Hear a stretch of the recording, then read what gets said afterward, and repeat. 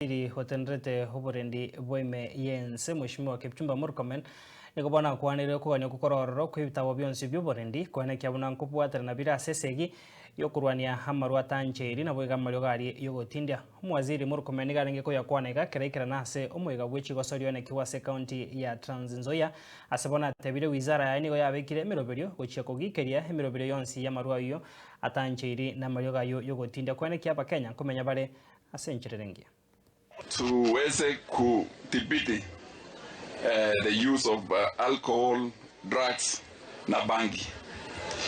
Isikuwe ni hii siku leo peke yake, but tupeleke hiyo campaign mpaka siku za uko mbeleni so that we can have a community.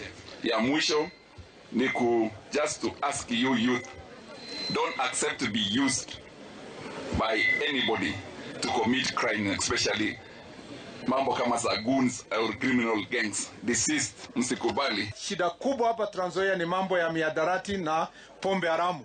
Na tumekubaliana kwamba tunaweka bidii.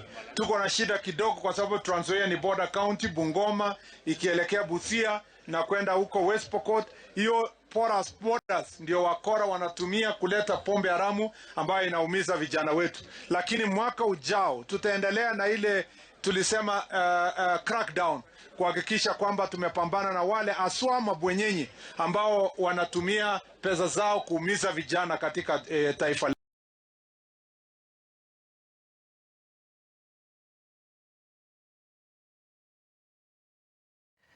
Mancho Murigaria Nara